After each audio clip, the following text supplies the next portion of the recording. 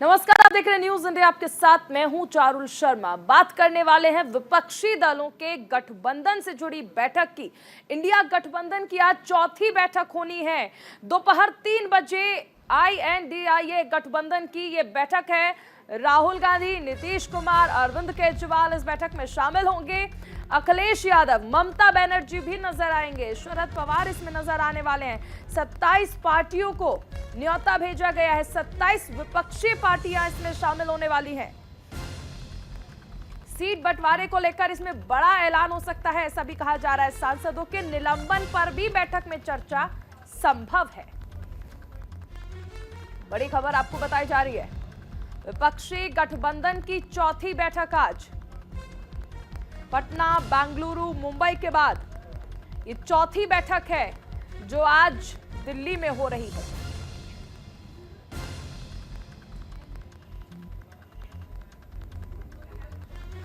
Seat sharing का formula क्या होगा, साथ ही लोगो क्या हो सकता है, ये तमाम चीजें हैं जिस पर ये माना जा रहा है कि चर्चा होगी। इस बीच चर्चाएं अब इसको लेकर भी शुरू हो गई हैं कि प्रधानमंत्री उम्मीदवार कौन होगा। हालांकि ममता बनर्जी ने इस पर स्पष्ट किया है कि वो तो नतीजों के बाद ही तय होगा, लेकिन आज विपक्षी गठबंधन की ये बैठक बेहद अहम है। दोपहर 3 बजे दिल्ली के एक होटल में ये बैठक रखी गई है। 27 विपक्षी पार्टियों के प्रतिनिधि इसमें शामिल होंगे।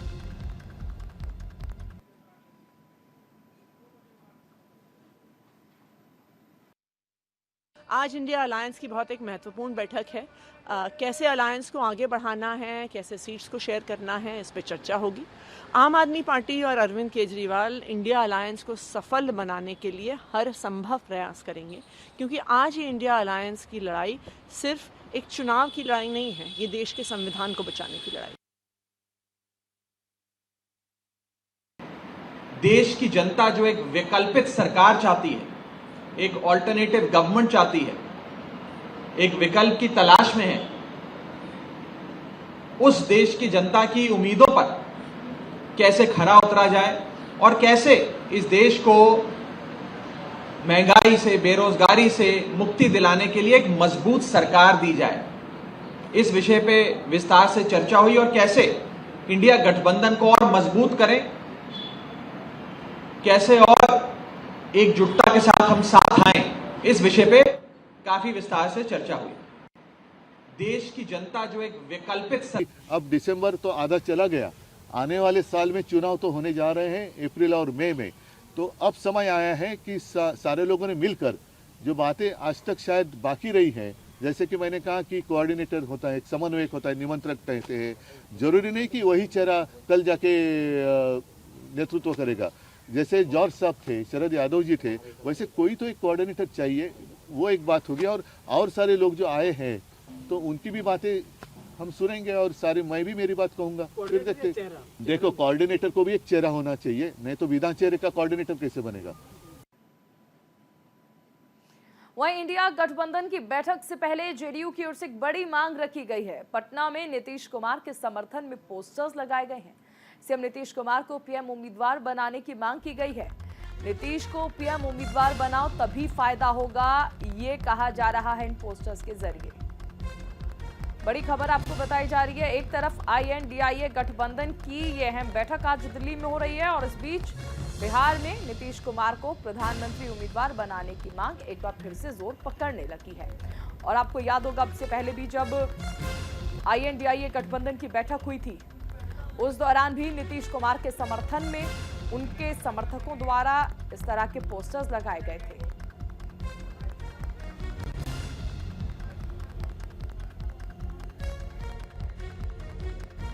कई विपक्षी पार्टियां, जिनके जो कार्यकर्ता हैं, वो अपने नेता को बतौर प्रधानमंत्री उम्मीदवार बनाने की कोशिशों में जुगत में लगे हुए हैं।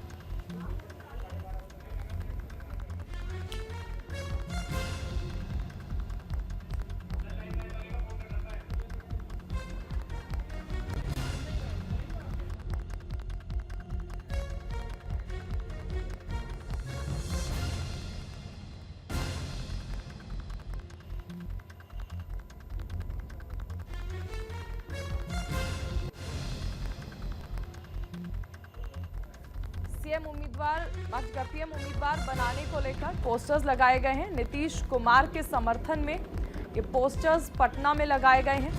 आज INDIA गठबंधन की ये बैठक होनी है और कई मायनों में ये बैठक खास हो जाती है, क्योंकि इसमें तय होगा कि आखिर सीट शेयरिंग का फॉर्मूला क्या होगा। इसमें विपक्षी सांसदों को जिस तरह से निलंबित किया गया है, ये भी एक मुद्दा रहने वाला है, जिस पर चर्चाएं जो हैं जोरों से हैं और इस पर प्रतिक्रियाएं जो हैं वो भी लगातार आ रही हैं। विपक्ष की क्या रणनीति होगी, इस पर सभी की निगाहें टिकी हुई हैं। बड़ी खबर आपको बताई जा रही है।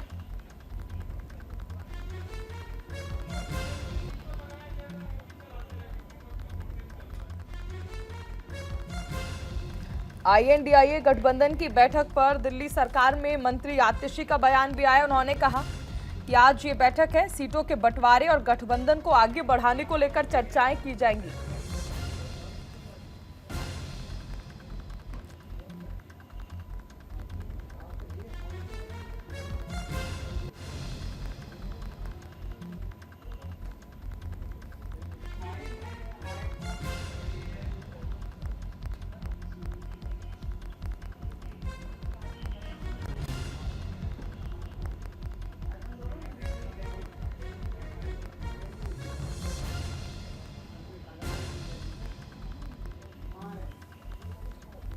तो देखिए, अगर हम देखें इस गठबंधन को और साथ ही सीट शेयरिंग फॉर्मूला, जिसको लेकर तमाम कयास लगाए जा रहे हैं कि सीट शेयरिंग फॉर्मूला और पीएम उम्मीदवार कौन होगा, ये दो मुद्दे हैं जिस पर तल्खियां जो है वो देखने को मिल सकती हैं। और बीजेपी लगातार ये कह भी रही है कि आखिर चेहरा कौन होगा।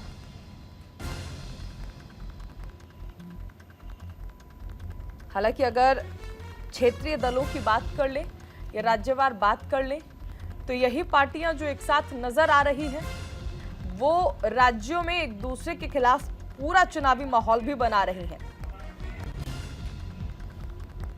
देखिए, अगर हम पंजाब की बात कर लें तो यहां पर आम आदमी पार्टी और कांग्रेस एक दूसरे के खिलाफ नजर आ रहे हैं।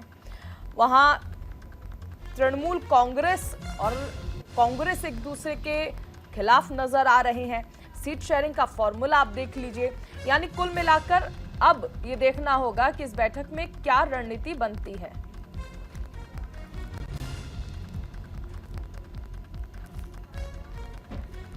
हमारे साथ आदेश भारद्वाज जी जुड़ गए हैं, जो कि प्रवक्ता कांग्रेस के हैं।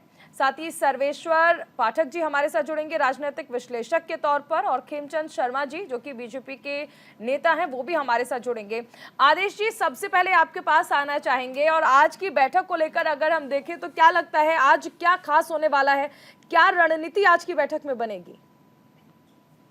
देखिए, हम सब लोग बैठेंगे, चुनाव नजदीक है जो है, और सब बैठ के कुछ चीजें तय करेंगे। उसके बाद प्रेस कॉन्फ्रेंस करेंगे, आपको एक एक चीज से रूबरू करा दिया जाएगा, सब कुछ बता दिया जाएगा। आज देश एक कठिन दौर से गुजर रहा है, चाहे महंगाई है, बेरोजगारी है, भ्रष्टाचार है, किस तरह से किसान आत्महत्याएं कर रहे हैं, किस तरह से देश के नौजवान आत्महत्याएं कर रहे हैं, किस तरह से पार्लियामेंट का और देश का गला घोटा जा रहा है, किस तरह से पार्लियामेंट जो इतनी खूबसूरत एक इमारत है हमारी लोकतंत्र की जो है, वहां पे बोलने से लोगों को बोलने नहीं दिया जाता। जो सवाल जवाब वहां पे होने चाहिए, सरकार किसी सवाल का जवाब नहीं देती। इन तमाम इशू पे बातचीत करेंगे। अगर हम देखें तो ये कहा जा रहा है कि अब से पहले आपको याद होगा जब कांग्रेस अध्यक्ष मल्लिकार्जुन खड़गे की ओर से ये बैठक बुलाई गई थी विपक्षी दलों की, तो कई बड़े चेहरे ऐसे रहे जिन्होंने आने में असमर्थता जताई और उसके बाद आखिरकार वो बैठक कैंसिल करनी पड़ी। क्या लगता है ऐसी क्या वजह रही होगी कि वो बैठक कैंसिल करनी पड़ी? क्या एकजुटता अभी से टूटने लगी है? बिल्कुल एकजुटता कहीं नहीं टूट रही है जो है, हम सब लोग संगठित हैं।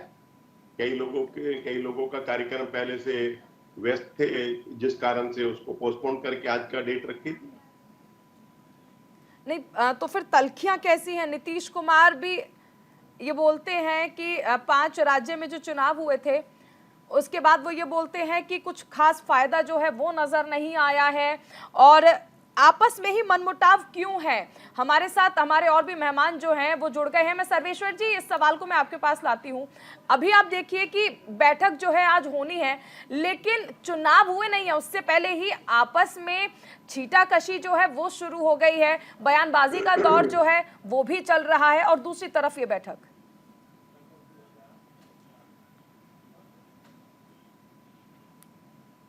आपको याद होगा जब अभी 5 राज्यों के चुनाव हुए थे तो समाजवादी पार्टी मध्य प्रदेश में जो टिकट मांग रही थी, तब कहा गया कि ये तो राज्य का चुनाव है, इसमें हमारी कोई गठबंधन नहीं है, हम तो केंद्र के लिए लड़ेंगे। अरविंद केजरीवाल भी 3 राज्यों राजस्थान, मध्य प्रदेश और छत्तीसगढ़ में लड़ने चले गए थे।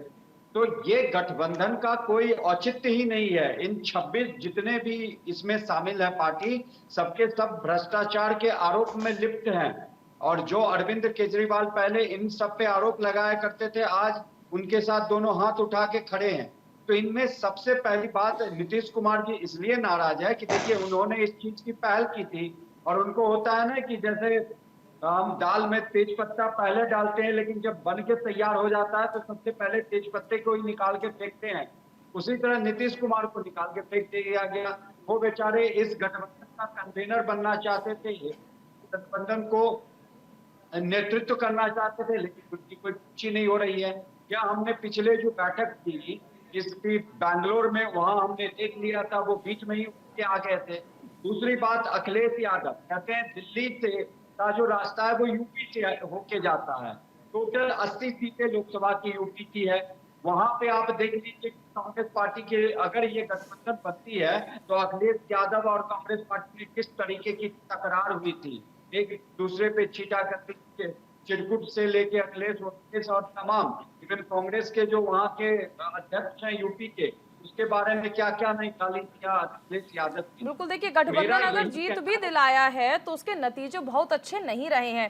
खेमचंद जी, आपके पास आऊंगी। आज चौथी बैठक है, क्या लगता है कि जो रणनीति विपक्ष बनाने की कोशिश कर रहा है उसका असर बीजेपी पर कितना होगा?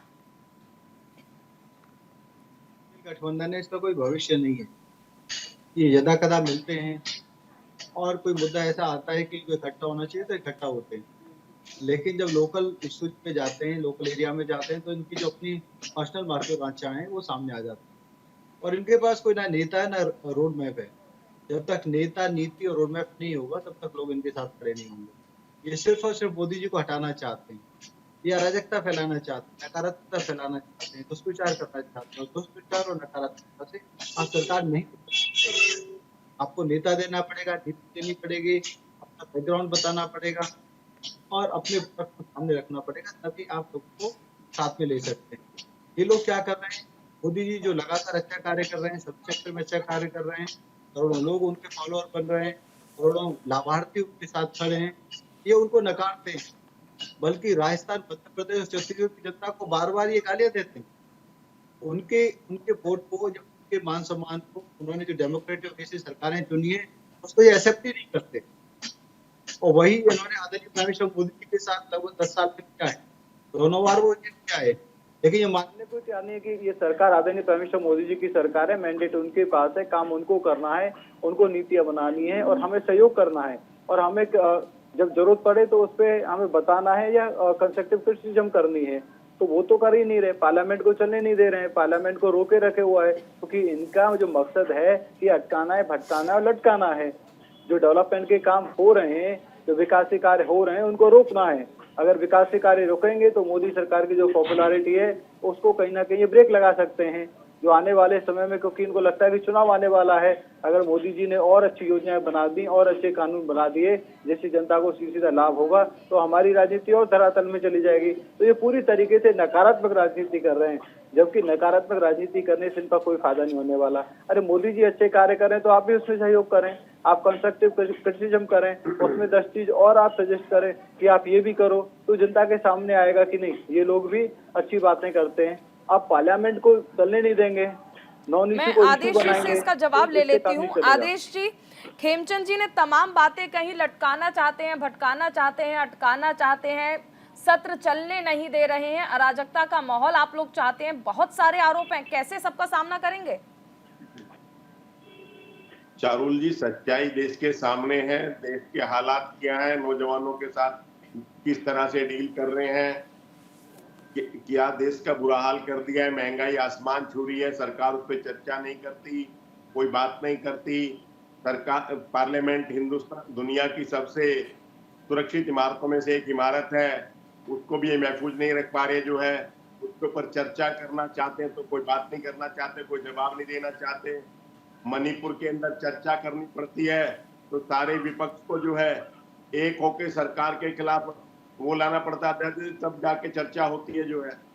तो ये सरकार जो है किसी भी हर चीज से भागना चाहती है और किसी चीज का जवाब नहीं देना चाहती और लोगों को बरगलाने का काम आदेश जी, आपसे मैं एक सवाल जरूर इस चीज पर लेकर पूछना चाहती हूं कि अगर हम देखें इस बैठक को लेकर, क्योंकि रणनीति बनाई जा रही है विपक्ष की ओर से, लेकिन जनता बहुत मासूम है, उससे आप ये कैसे समझाएंगे कि जब लोकसभा चुनाव होगा तो कांग्रेस के सामने अगर आम आदमी पार्टी है, टीएमसी है, ये सब साथ हैं, लेकिन जब राज्य में चुनाव होंगे तो हम इनके खिलाफ हैं, यानी लोकसभा चुनाव में हम साथ साथ हैं और विधानसभा चुनाव में हम आपके हैं कौन? ये कैसे आप जनता को समझा पाएंगे? पारुल जी, हमारा जो सर चारुल शर्मा नाम है मेरा, वो लोकसभा के लिए है। चारुल जी, वो लोकसभा के लिए है और अब लोकसभा का चुनाव सामने है। बिल्कुल हम लोग सब चीजें तय करके देश के सामने आएंगे और सारे मुद्दे जो लोगों के हित के उनको उठाएंगे और उसी के लिए गठबंधन है। बेरोजगारी के खिलाफ, भ्रष्टाचार के खिलाफ, महंगाई के खिलाफ जो एक शब्द सरकार बोलती नहीं है, लोगों की जेब काट रही है, उसके खिलाफ ये गठबंधन है और हम सब लोग मिलकर इसको अच्छे से लड़ेंगे और सब आपके सामने आ जाएगा। जो सर्वेश्वर जी, आदेश जी ने तो ये बात कह दी कि ये मुद्दे उठाएंगे, बेरोजगारी का मुद्दा, महंगाई का मुद्दा, लेकिन मेरा सवाल अभी भी वही है, जिस पार्टी को आप लोकसभा में कहेंगे कि हम सब साथ हैं, सब अच्छा काम कर रहे हैं, विधानसभा चुनाव में उसे ही आप कैसे ये कह पाएंगे कि ये नेता अच्छा नहीं है? क्योंकि बयानबाजी का दौर तो चल रहा है, जनता तो कंफ्यूज ही होगी ना।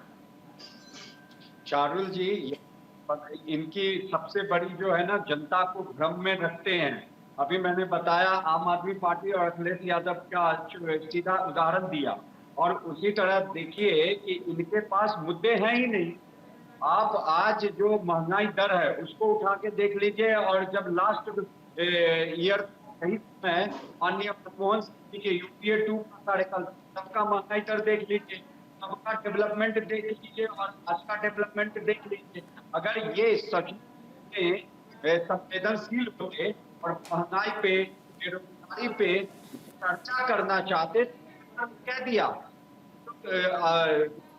जो भी हमला हुआ आतंकी घुसे, उस पर सरकार जांच कर रही है। सरकार की भी तो कभी सरकार कह रही है कि हम जांच करके तब सदन में उसकी रिपोर्ट रखेंगे।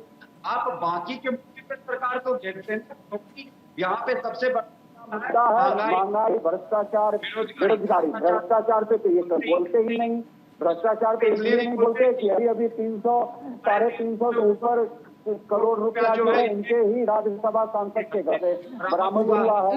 मैं खेमचंद जी से इसका जवाब लेती हूँ, क्योंकि मैं खेमचंद जी से जवाब लेती हूँ। खेमचंद जी, विपक्ष लगातार ये कह रहा है कि महंगाई के मुद्दे पर बात कीजिए, बेरोजगारी पर बात कीजिए, भ्रष्टाचार पर बात कीजिए, लेकिन बीजेपी इन मुद्दों से भटक रही है और इन मुद्दों को डिस्कस नहीं करना चाहती है जनता के सामने, नेताओं के सामने। ऐसा आरोप लग रहा है आप पर। आदेश जी, कौन मना कर रहा है? आप बात करिए ना। आपके सांसद के पास 350-400 करोड़ रुपए मिले हैं, कैश में मिले हैं, बात करिए कहाँ से वो पैसा आया। क्यों आप उस पर नहीं बोलते? क्यों डिस्कस नहीं करते? क्यों कमरे के कमरे नोटों से भरे हुए हैं? हम तो चर्चा के लिए तैयार हैं, करिए चर्चा। आप महंगाई पे चर्चा करना चाहें, महंगाई पे चर्चा करिए। आज जो महंगाई भारत में, आप फूड इन्फ्लेशन देखिए, पूरे विश्व में फूड इन्फ्लेशन है, हर देश में फूड इन्फ्लेशन है। यूरोप का बुरा हाल है, अमेरिका का बुरा हाल है, हमारे अड़ोसी पड़ोसियों का बुरा हाल है। वहीं भारत में जो फूड इन्फ्लेशन है जबरदस्त तरीके से कंट्रोल में। क्यों कंट्रोल में? क्योंकि भारत देश जो नीति है वो इस तरीके की, हमें गरीबों की सहायता करनी है, मजदूरों की सहायता करनी है, लोअर मिडिल क्लास की सहायता करनी है। और आदरणीय प्राइम मिनिस्टर मोदी जी ने जो फ्री में राशन की व्यवस्था की है उससे फूड इन्फ्लेशन पूरी तरीके से कंट्रोल में है। गरीबों को फ्री में राशन मिल रहा है, वो जितना अपना खाते हैं, बाकी को मार्केट में डाल देते। तो मार्केट में जाने की वजह से तो जो फूड के रेट बढ़ने थे या बढ़ सकते थे वो नहीं बढ़े। आटा, दाल, चावल बिल्कुल कंट्रोल में है। आप जाइए फॉरेन में, आपको पता ही चल जाएगा। 15-15, 20-20% वहां पे इन्फ्लेशन है, जहाँ 1% इन्फ्लेशन होता था। आप 10 साल बाद भी यूरोप जाते तो जो बर्गर या जो आपने 10 साल पहले लिया उतने रेट में आपको मिलता था, लेकिन अब जो 10 से 15% वहाँ पे इन्फ्लेशन है, अब वहाँ पे स्थिति बिल्कुल बदली हुई है। और भारत में पहले 10 से 15% इन्फ्लेशन होता था और हमारी वृद्धि दर कम होती थी, अब रिवर्स है। हमारी जो वृद्धि दर है वो ज्यादा है। कुल मिलाकर खेमचंद जी, तो आप हम यही तो कहना चर्चा के चाहते लिए हैं कि तैयार आप चर्चा के प्रॉब्लम लिए ये तैयार हैं, कि लेकिन विपक्ष विपक्ष सहयोग नहीं कर रहा है। चर्चा आगे जारी रहेगी। अभी रुकेंगे एक छोटे से ब्रेक के लिए। आप बने रहिए न्यूज़ इंडिया के साथ।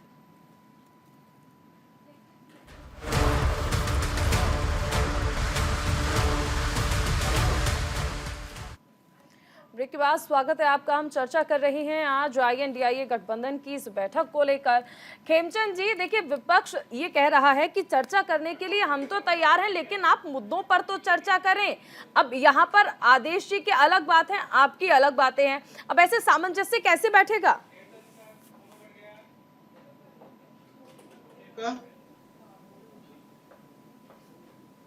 सवाल मेरे से आपका? जी जी जी। आप रिपीट करेंगे प्लीज, एक तरफ मिस कर दिया। खेमचंद जी, आपकी आवाज नहीं आ रही है।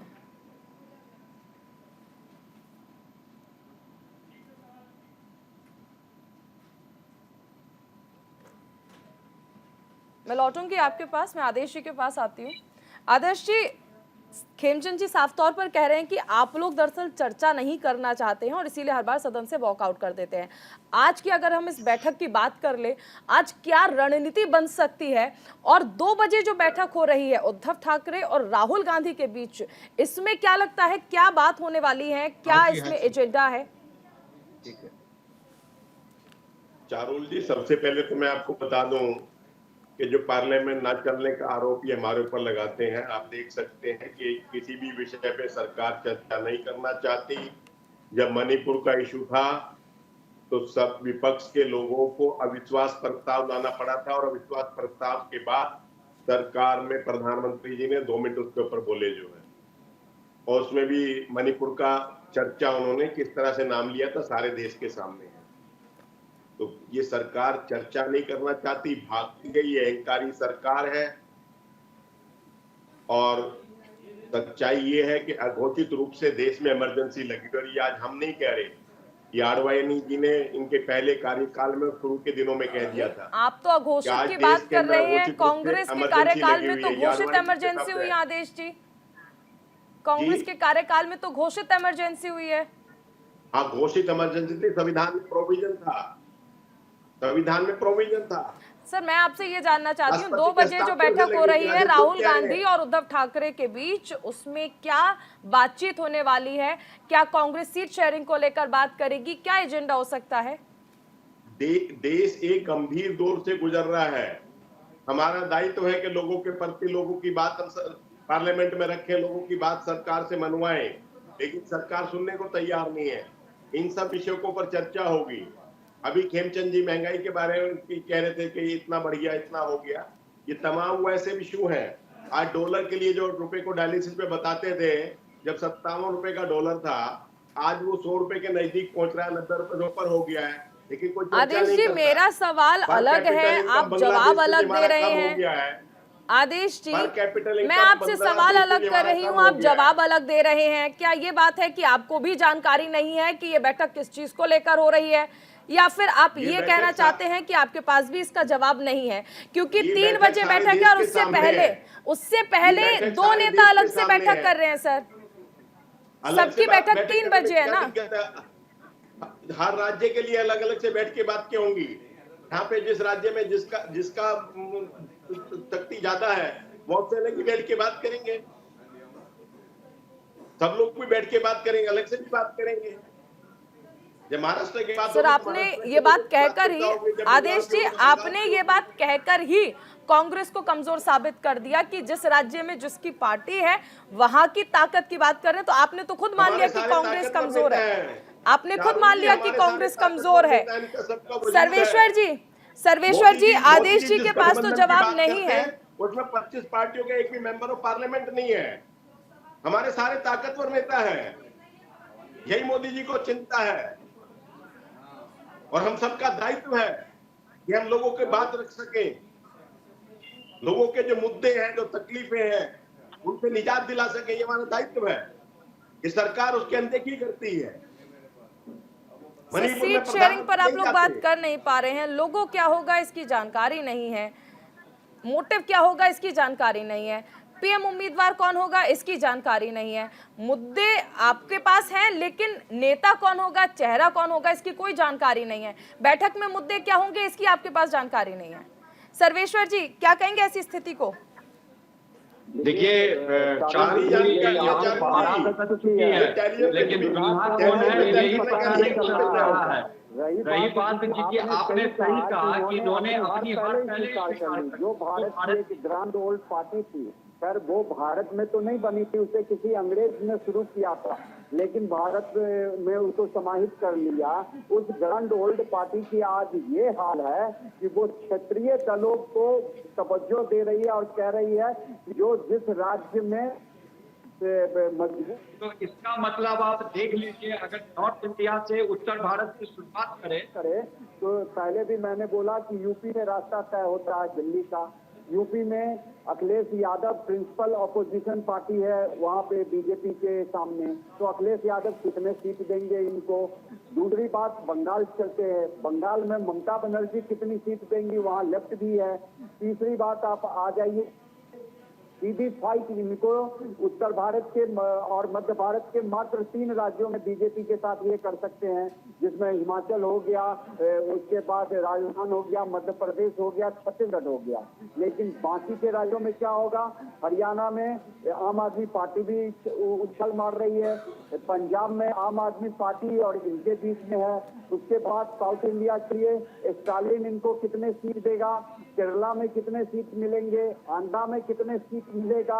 आंध्रा में तो ये क्योंकि वहाँ पे तो कोई ये गठबंधन ही नहीं आया है। हाँ, कर्नाटक में ये सीधी फाइट में फिर बीजेपी के साथ आएंगे, तेलंगाना में वाईएसआर बीजेपी के साथ आएंगे, सॉरी बीआरएस और बीजेपी के साथ आएंगे।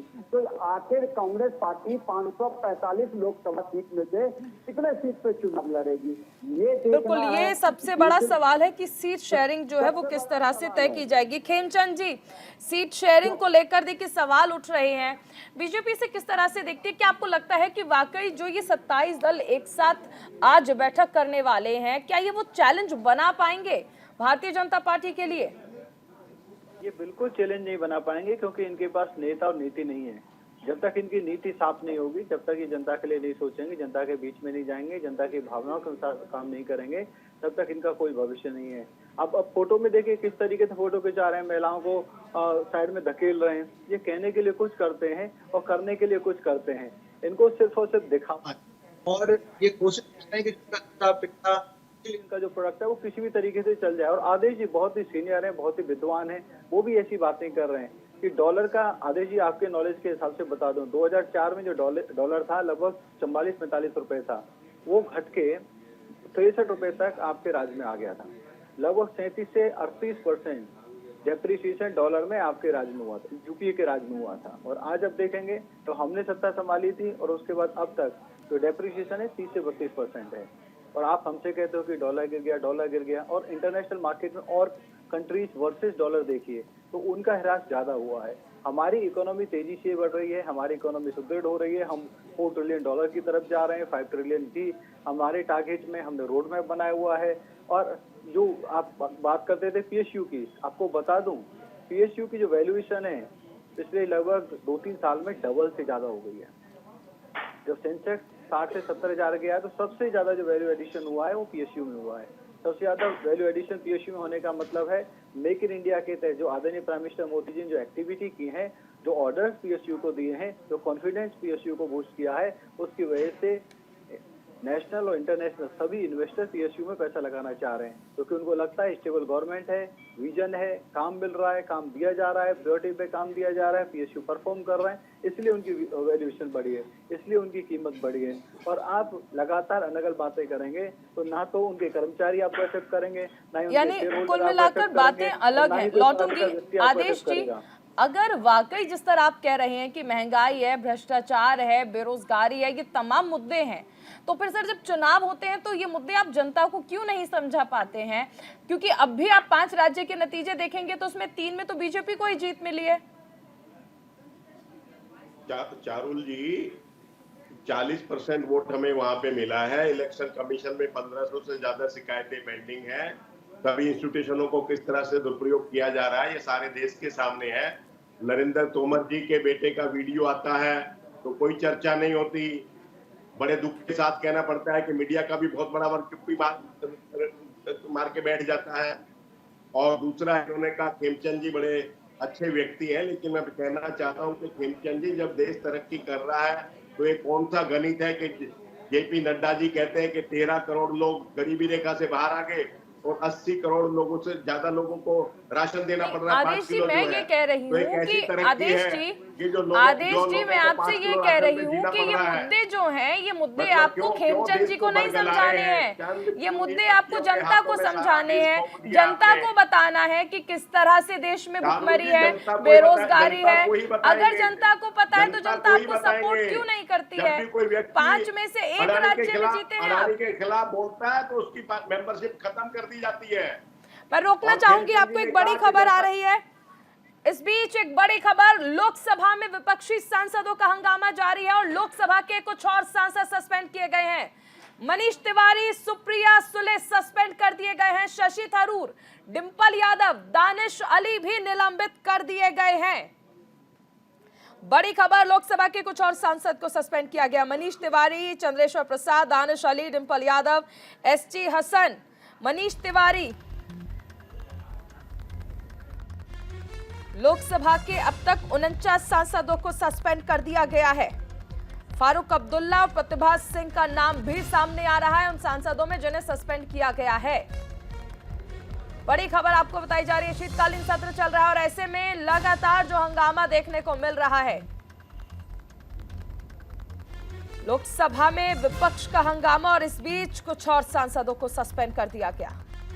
मनीष तिवारी, चंद्रेश्वर प्रसाद, दानिश अली, डिंपल यादव, एसटी हसन, माला राय, सुशील कुमार रिंकू, सुप्रिया सुले, शशि थरूर, फारूक अब्दुल्ला, प्रतिभा सिंह।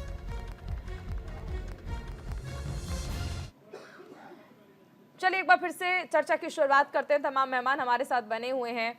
आदेश जी, सवाल मेरा आपसे था, ये मुद्दे जो आप उठाते हैं और आप यहाँ पर खेमचंद जी को समझा रहे हैं, सर अगर इस मुद्दे को आप खेमचंद जी के बजाय जनता को समझा दें तो आपको नहीं लगता कि कांग्रेस के लिए काफी हित रहेगा? कम से कम क्षेत्रीय पार्टियों पर डिपेंड नहीं होना पड़ेगा आपको। बिल्कुल जनता को समझाएंगे, यही हमारा दायित्व है कि हमें विपक्ष का दायित्व मिला, हम पूरी ईमानदारी से उसको निभा रहे हैं, लोगों को बता रहे हैं और सरकार के सामने उन बातों को रखते हैं। लेकिन ये गूंगी और बहरी सरकार है और डरी हुई सरकार है, जिसका जीता जागता उदाहरण आप दे रही हैं। आज भी सेंचुरी कर देंगे, वोट आपको सरकार नहीं दे रही है ना, वोट तो जनता को देंगे, वोट जनता देगी ना आपको। आप जनता को समझाइए ना। आप सरकार पर जा रहे हैं, सरकार गूंगी बहरी अंधी, आप जो चाहे उसे कह लीजिए, लेकिन आपको समझाना तो जनता को है ना। वोट तो आपको जनता देगी, मंत्री तो आपको वोट नहीं देंगे ना। चारुल जी, बिल्कुल जनता को समझाएंगे, बिल्कुल समझाएंगे, आप निश्चिंत रहें जो है। लेकिन बड़े बड़े जिम्मेवारी के साथ मैं कहना चाहता हूं कि मीडिया का बहुत बड़ा वर्ग जो पूरी तरह से बायस्ड हो गया, ये भी हम बराबर बताते रहे हैं। नहीं करते आप चर्चा, नहीं करते आप मणिपुर की बात, सर मीडिया आपको प्लेटफॉर्म दे रहा है, अभी आप एक मीडिया चैनल पर बैठकर ही ये तमाम मुद्दे जो हैं उठा पा रहे हैं, बोल पा रहे हैं। नहीं करते आप जीएसटी की बात, नहीं मानते प्रधानमंत्री जीएसटी पे वोट, नहीं मानते प्रधानमंत्री नोटबंदी पे वोट, नहीं मानते किसानों की बात करके वोट, झूठ बरगलाते। प्रधानमंत्री आयुष्मान योजना के तहत एक मोबाइल नंबर के ऊपर 7 लाख से ज्यादा लोगों का रजिस्ट्रेशन है। इतना बड़ा भ्रष्टाचार है, जो व्यक्ति उसका पकड़ता है उसका ट्रांसफर कर दिया जाता है रातों रात। ये हो रहा है इस सरकार में। जो व्यक्ति की मृत्यु हो गई है उन लोगों के नाम के भी उपचार हॉस्पिटल में फर्जी पैसे खाए जा रहे हैं। ये सरकार का काम है जो है। 18 करोड़ रुपए में 1 किलोमीटर जो सड़क बननी थी वो 251 करोड़ रुपए में बनती है। जो उस स्कैंडल को पकड़ता है, विडंबना जो ये है CAG में कि उसकी भ्रष्टाचार के टेबल आरोप करता आपके है, सांसदों पर उसका भी लगते ट्रांसफर हैं। कर दिया जाता खेमचंद है। जी नहीं से मैं करते जवाब आप लोग लेती भी ये हूँ। बातें जो है। नहीं, आपसे भी अभी खेमचंद जी ने पूछा था कि जब आपके सांसद पर मिले हैं 300 करोड़ से ज्यादा का कैश, तब आपने इस पर जवाब नहीं दिया था। मैं जवाब दे रहा हूँ, खेमचंद जी, मैं बहुत सारे जवाब दे रहा आरोप हूँ, आपके ऊपर लग मैं रहे जवाब हैं, दे रहा हूँ। भ्रष्टाचार का आरोप आप पर लग रहा इनकम है, टैक्स जीएसटी पर डिपार्टमेंट आप बात बताना नहीं कि करते ब्लैक मनी हैं। है। अरे भाई, इनकम टैक्स डिपार्टमेंट स्वतंत्र है, ईडी स्वतंत्र है। प्रधानमंत्री घोषणा कर देते हैं क्योंकि उन्हें झूठ बोलने की आदत है। ईडी नहीं बोल रही, इनकम टैक्स ने तो नहीं कहा काला धन है। पता है इनकम टैक्स कितना काला धन है? मतलब प्रधानमंत्री बोल देंगे, भारतीय जनता पार्टी के प्रवक्ता बोल देंगे। आदेश जी, जवाब जो ले लीजिए एजेंसी ना। ऑथेंटिक एजेंसी है वो नहीं जवाब बोलेगी। सुन लीजिए, जवाब सुन लीजिए, ऑथेंटिक एजेंसी सुन है, लीजिए जिसके घर आदेश में जी। पकड़ा गया है वो जवाब देगा। जो एजेंसी है वो बताएंगी। एजेंसी ने बता दिया किसी ने को काला धन है। हो गया नरेंद्र आपका तोमर आदेश जी के जी। यहाँ रेड भी नहीं जाती, आदेश कोई जी, इनकम हो टैक्स गया। वाला नहीं जाता, जवाब ले कोई लें ईडी नहीं आप, जाती। जवाब ले लें उनसे। उनके अभी बेटे ईडी के और 10,000 इनकम टैक्स पर करोड़ रुपए का 1000 स्कैंडल है। सवाल उठाने वाली आपकी जिसने पार्टी रिश्वत होती दी है। वो बता रहा आप है। लोग बोलते हैं उसको बिका हुआ है, भारत आप से बोलते हैं नेताओं के सरकार रास्ते का कैसे तोता भगाया है, वो बता रहा है। आप बोलते हैं कि कोई सरकार जांच नहीं चला हो रही है। आप ये कोई तय ही बात नहीं नहीं कर पाते करते। हैं कि आपकी पार्टी ईडी के फेवर में है कि ईडी के अगेंस्ट है। हर चीज को आप अपनी उपलब्धता के हिसाब से ही आकलन कर रहे हैं। आपको जवाब भी चाहिए लेकिन आपको सुनना भी नहीं है। ईडी जवाब ले लें सर, ई- जवाब ले लें उनसे। अब खेमचंद जी जवाब दीजिए। देखिए, आदेश जी बहुत ही विद्वान है, सीनियर हैं, लेकिन कांग्रेस ने शायद लिखा पढ़ा के बोला है कि हल्ला मचाइए। जिस तरीके संसद में हल्ला मच रहा है वैसे आप हल्ला मचाइए, बात मत होने दीजिए। बात करेंगे तो कांग्रेस की कमी बाहर आएंगी, बात करेंगे तो इंडी गठबंधन की कमी बाहर आएंगी, लोग थू करेंगे, इसलिए हल्ला मचाइए। तो डिबेट के समय को बर्बाद करिए और हम संसद में बर्बाद कर रहे हैं। इस नकारात्मकता से काम नहीं चलेगा। आप आओ, बात करो, हम तो मुद्दों पे बात कर रहे हैं। आदरणीय प्राइम मिनिस्टर मोदी जी लगातार हर दिन कहीं ना कहीं किसी भी कार्यक्रम में जा रहे हैं, वहां पे वो मुद्दों पे बात कर रहे हैं। हमारी विकसित भारत यात्रा चल रही है, हम कोने कोने में जाके जो हमारे डेवलपमेंट के काम हुए हम उन पे बात कर रहे हैं। हम लोगों को समझा रहे हैं, हम लोगों को अपनी पॉलिसीज का बेनिफिट दिला रहे हैं। डायरेक्टली ऑन द स्पॉट लोगों को बेनिफिट मिल रहा है, उनको गैस सिलेंडर दिए जा रहे हैं, उनको सुनिधि योजना का लाभ दिया जा रहा है, वाले उनको सीधा सीधा चेक दिलवाया जा रहा है। और गांव देहात में जहाँ इंफ्रास्ट्रक्चर की कमी है वहाँ पे ऑन द स्पॉट देखा जा रहा है, ऑफिसर्स को लिखवाया जा रहा है और वहाँ पे उसको इम्प्रूवमेंट किया जा रहा है। तो हम तो काम की बात कर रहे हैं और ये लोग नकारात्मक तरीके लगातार अब फैला रहे हैं, गलत बातें कर रहे हैं, इसीलिए इनका कोई भरोसा नहीं है। और उन्होंने तो ठान लिया है, उनको लगातार टारगेट करेंगे, वो सदन को टारगेट करेंगे, वो सदन को देंगे। एक तरफ भगवान राम का मंदिर बना है, सनातन का उत्थान हो रहा है, सनातन वाह वाह हो रही है, जय जयकार हो रही है, देश देश में सब लोग सनातन को मान रहे हैं। फिर से युवा सनातन को अपना धर्म मान के गौरवान्वित महसूस करता है। जो पीछे जो कांग्रेस के जिस तरीके से उन्होंने नेगेटिविटी फैलाई थी, लोगों को इन्हें इस हद तक दबाया था कि लोगों को शर्म आने लग गई थी। के बारे में सनातनी कहते हैं, वहीं सनातन को गाली देते हैं, खत्म करने की बात करते हैं। ये सारी चीजें लोग देख रहे हैं, समझ रहे हैं और उनके अनुसार डिसीजन ले रहे हैं। और इसीलिए कांग्रेस और कांग्रेस के पार्टनर आने वाले चुनाव में ये कहीं भी नहीं टिकेंगे, क्योंकि कोई भविष्य नहीं। ये सिर्फ और सिर्फ नकारात्मक राजनीति करना चाहते हैं, अपील में करना चाहते हैं, सिर्फ और सिर्फ कुछ कट्टरपंथियों को करने की कोशिश। आपके आरोप है, मैं सर्वेश्वर जी से जवाब लेती हूँ। सर्वेश्वर जी, यहाँ पर कांग्रेस से भी गेस्ट हैं और बीजेपी से भी हैं, दोनों एक दूसरे पर भ्रष्टाचार का आरोप लगा रहे हैं।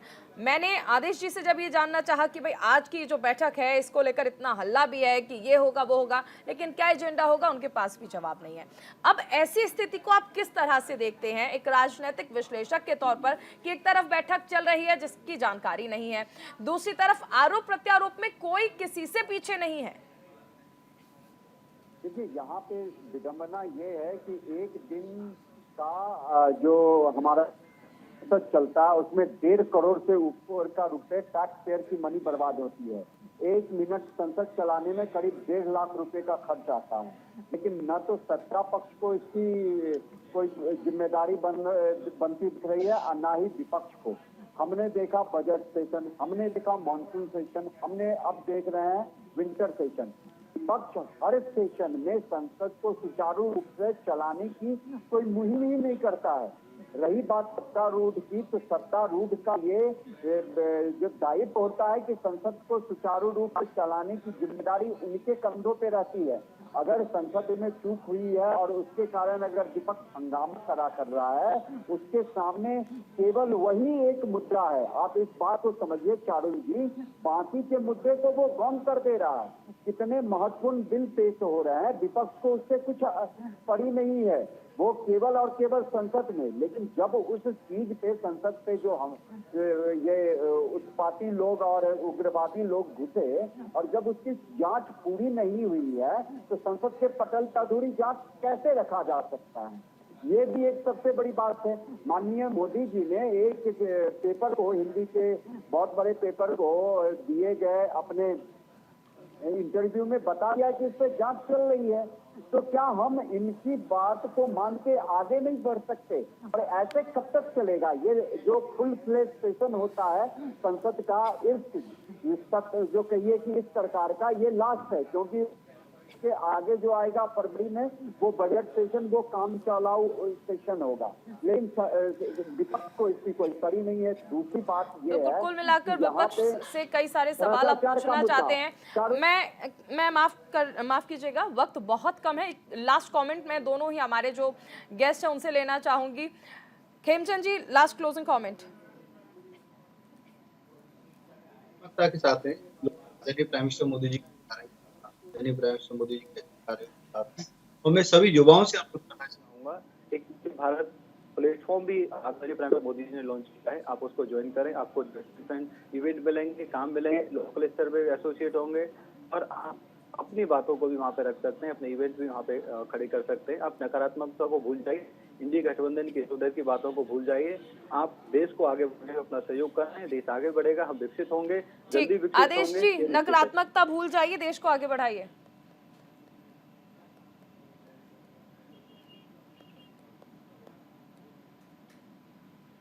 उन्होंने जवाब दे दिया। प्रधानमंत्री का दायित्व है पार्लियामेंट को संबोधित करना। प्रधानमंत्री पार्लियामेंट में आके भाषण दें, प्रधानमंत्री पार्लियामेंट को आके बताएं, लेकिन वहां नहीं आना चाहते क्योंकि वहां सामने से सवाल जवाब होंगे। वो करना नहीं चाहते क्योंकि उनके अंदर एक डर है, और डर इस बात का है कि दुनिया की सबसे महफूज खूबसूरत इमारत है, सबसे सुरक्षित इमारत है, उसकी सुरक्षा नहीं कर सके। 700 एकड़ जमीन आदेश जी, मैंने आपसे क्लोजिंग कमेंट मांगा था। आपके पास इस पूरे 1 घंटे में बहुत वक्त था। आप बता सकते थे कि आपका गठबंधन, जिसकी आप चौथी बैठक है, उसकी क्या रणनीति है, क्या क्या आप करने वाले हैं। लेकिन आप सिर्फ और सिर्फ आरोप प्रत्यारोप में ही व्यस्त रह गए कि उन्होंने भ्रष्टाचार पर बात नहीं करी। उसकी रणनीति हम वहां पे तय करेंगे और टेलीविजन पे डिबेट करने का विषय नहीं है। जो हम तय करेंगे आप लोगों को प्रेस वार्ता करके वहां पे बुला के आपको बताएंगे। चारुल जी आपको वहां पे बुला के आमंत्रित करेंगे, आपको बताएंगे। चलिए, शुक्रिया हमारे साथ जुड़ने के लिए आदेश जी, खेमचंद जी, सर्वेश्वर जी, आप सभी का बहुत शुक्रिया। तो आज जो 3 बजे INDIA गठबंधन की ये अहम बैठक होने वाली है, अब इसमें क्या रणनीति निकलकर सामने आती है, आगे ये गठबंधन किस तरह से चलेगा, इस पर लगातार हमारी नजर बनी हुई है। एक छोटे से ब्रेक के लिए रुकेंगे, आप बने रहिए न्यूज़ इंडिया के साथ।